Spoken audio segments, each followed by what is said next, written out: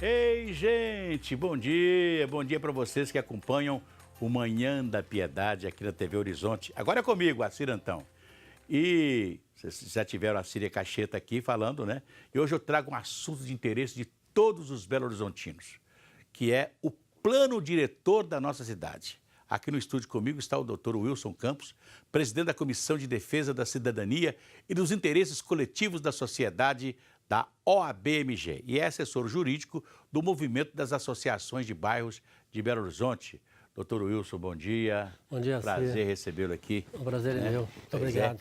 Pois é, Dr. Wilson, nós estamos vivendo aí um momento muito importante, porque está na Câmara Municipal, depois de alguns anos, o nosso plano, né, diretor de Belo Horizonte, e que é muito polêmico em muitas coisas. O plano diretor, ele foi votado pelas propostas aprovadas na 4ª Conferência Municipal de Política Urbana, que foi realizada em 2014. Então você perceba que já tem 4 anos que esse plano está indo e vindo da Prefeitura para a Câmara, da Câmara para a Prefeitura, com uma série de mudanças substitutivos que precisam ser resolvidos o mais rápido possível para o próprio benefício da cidade. Apenas para lembrar, foi nessa conferência que os empresários da construção civil tiveram até que abandonar a conferência, não queriam participar mais, tem uma coisa assim? Exatamente.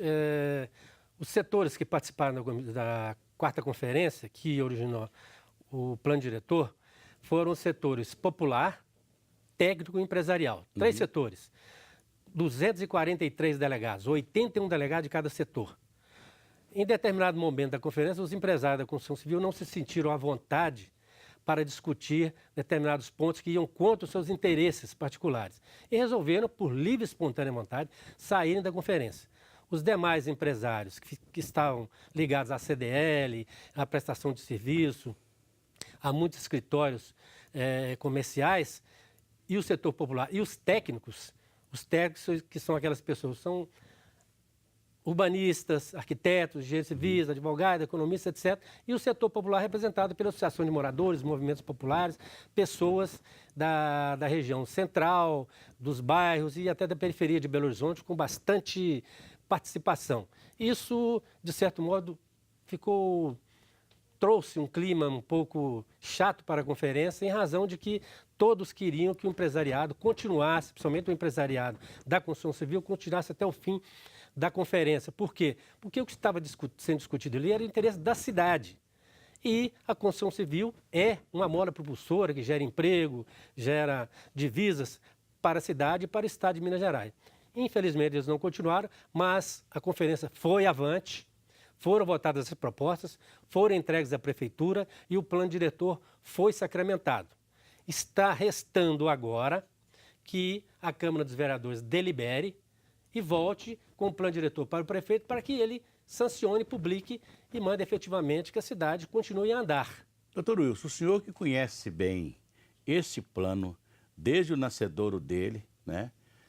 Nós já tivemos aí lei de uso e ocupação do solo, lá da década de 70 e etc., quando se fez a primeira lei de uso e ocupação do solo de Belo Horizonte, me lembro muito bem, eu acompanhei com muito interesse naquela época, acho que foi na década de 70 mesmo, que tivemos o primeiro plano, né, de uso e ocupação do solo, tá, que foi muito importante para a cidade de Belo Horizonte. Mas o que o senhor está achando? Esse plano vai resolver o problema da cidade? Porque a cidade de Belo Horizonte é uma cidade, infelizmente, sem nenhum planejamento. O que a gente entende é que não há planejamento. Por exemplo, eu sempre gosto de citar essas coisas. Eu sempre quando estou conversando com alguém, eu gosto de citar essas coisas. Por exemplo, a Avenida Afonso Pena foi pensada, foi para a prancha dos engenheiros que fizeram a cidade de Belo Horizonte com, sei lá, mais de 100 metros de largura, quando não existia carro, não existia carro no Brasil, no mundo, praticamente, né? E nós fizemos uma avenida, as avenidas da cidade, são avenidas, ruas de 21 metros e etc. Depois de 50, 60 anos, com o advento do carro, com o crescimento das cidades, nós fomos dar sequência à Avenida Afonso Pena E diminuímos a largura da Afonso Pena depois da Praça Milton Campos. Não sei se o senhor percebe isso, que a Avenida Afonso Pena, depois da Praça Milton Campos, ela é menos larga do que a original dela, não é? Quer dizer, então tem uma série de coisas que nós sentimos na cidade, que é a falta de planejamento. O senhor acha que esse plano, né, do jeito que ele está posto, ele vai resolver o problema de Belo Horizonte? Todos os planos, desde o primeiro até esse agora, que se pretende que tenha efetividade o mais rápido possível, foram no sentido de melhoria de condições para a sociedade. Na questão da mobilidade urbana, é porque a população de hoje não é aquela da década de 70. Claro. A mobilidade urbana hoje é muito difícil em Belo Horizonte, você demora muito tempo para deslocar dos bairros para você ir trabalhar em determinadas áreas centrais de Belo Horizonte. Então, as descentralidades que estão previstas dentro do plano diretor, observando-se a questão da mobilidade urbana, a questão dos corredores viários, a questão da economia do transporte público e do tempo do cidadão para que ele tenha uma qualidade de vida melhor, isso é muito importante e está dentro do plano diretor. Inclusive as preservações de áreas verdes, que são muito interessantes, que também não pode se abrir mão. Como você diz, o corredor da Afonso Pena, há muitos e muitos anos, na criação da cidade de Belo Horizonte, era toda arborizada a avenida. Hoje não se tem quase nenhuma árvore. Hoje está se podando as árvores em razão de que elas estão caindo e às vezes causando incêndio, cai no transformador ou destrói um patrimônio pessoal da pessoa, que é um carro, um veículo, coloca em risco a vida das pessoas. Mas isso tem que ser compensado. Se tira uma árvore, tem que se plantar 5. Se tiram-se 10 árvores no centro de Belo Horizonte, na região centro-sul, plantem 100 árvores. Porque elas vão demorar mais 30, 40 anos a estarem naquele porte daquela que foi cortada. Então não adianta só cortarmos as árvores, podarmos as árvores, suprimirmos as árvores, sem uma compensação dentro de Belo Horizonte. Então é preciso que a iniciativa privada, os setores populares e técnicos, a imprensa, a mídia, a política mineira, ocupem os seus espaços devidamente para que Minas Gerais não perca também a corrida. Aquilo que eu estava comentando com você agora há pouco, sobre a questão da mobilidade urbana. As capitais brasileiras estão à nossa frente com metrôs muito mais competentes. O nosso não é metrô. Eu falei há poucos dias numa entrevista que nós não temos metrô, nós temos trem metropolitano, enquanto que os outros estados estão não. Mas por quê? Minas Gerais é um dos estados que mais carrega tributos para os cofres públicos. Eu vi em outras cidades do mundo, né, que o metrô, quando eles chegam nos centros nevrálgicos das cidades, ele está debaixo do chão. Fora do centro, ele está, como o nosso aqui, de superfície, né, para ir para os bairros, para as regiões mais longínquas. Mas o interessante é que o metrô de Belo Horizonte andou até 2002, quando ele foi à Venda Nova, né?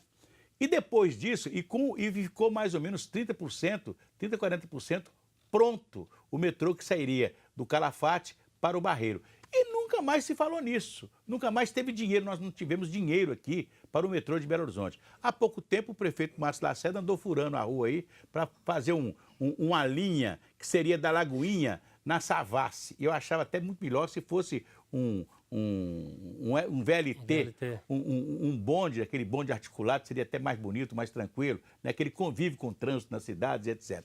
Mas, quer dizer, nós, infelizmente, em termos de transporte de massa, nós não temos transporte de massa. Essa é a grande verdade, né? A grande realidade. E também temos que pensar na representação política que nós temos, né? Porque tudo aquilo que podia estar aqui em Belo Horizonte foram para outras cidades, como, por exemplo, Bahia. Se eu chego em Salvador, o metrô de Salvador está de vento em popa, né? E o nosso não, né? Infelizmente, né? Exatamente. Eu estive há pouco tempo em Salvador e tem um canteiro de obra enorme em Salvador. Verdade, Belo Horizonte, uma capital desse porte, com essa contribuição forte que ela fez para o país, e sempre fez, desde lá da Inconfidência Mineira, está sendo relegada a segundo plano, política e economicamente. Agora, o problema não é nosso, que pagamos nossos impostos, nossos tributos. O problema é a questão de vontade política, é de ocupação de espaço dentro da política. Então, nós precisamos agora, nas próximas eleições, né, maior consciência dos cidadãos, votar corretamente para que coloquemos esse bonde no trilho. Né? Porque os nossos metrôs é muito ruim, nosso metrô não, o nosso trem metropolitano é ruim, metrô de primeira nós não temos. A questão da pergunta que você me fez, quanto se é realmente viável esse plano diretor, se ele é necessário, eu acredito que sim, porque Todas as cidades acima de 20 mil habitantes, elas têm necessariamente de ter esse plano diretor. Está no Estatuto da Cidade, com a lei federal, regulamentando ali os artigos 182 e 83 da Constituição Federal. Então é preciso que Minas Gerais também acompanhe esse progresso. Em São Paulo, Porto Alegre e outras capitais já tem esse coeficiente 1.0, que é a grande polêmica do setor da construção civil contra o plano diretor. O plano diretor não anda por quê? Porque a construção civil, os empresários da construção civil, dentro dos seus direitos, não nos negamos a reconhecer que eles devam defender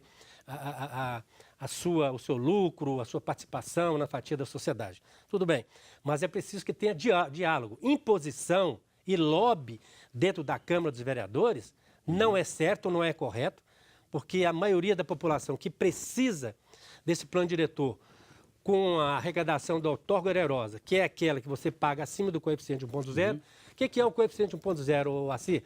Você tem um lote de 360 metros quadrados. Você pode construir 360 metros quadrados de área. É muita coisa. Uma casa de 360 metros quadrados é 2 pavimentos e um pouquinho. Você compra um apartamento hoje de 160, 180 metros quadrados, é um bom apartamento. Então, o dobro disso é sobre isso que eu gostaria, nós vamos fazer um intervalo, é sobre isso que eu gostaria de saber do senhor. Quer dizer, com o novo plano, se o investidor, né, ele tem dinheiro, ele paga mais um pouquinho, faz o que ele gostaria de fazer, daqui a pouquinho nós estamos conversando com o doutor Wilson Campos e o assunto é o plano diretor de Belo Horizonte.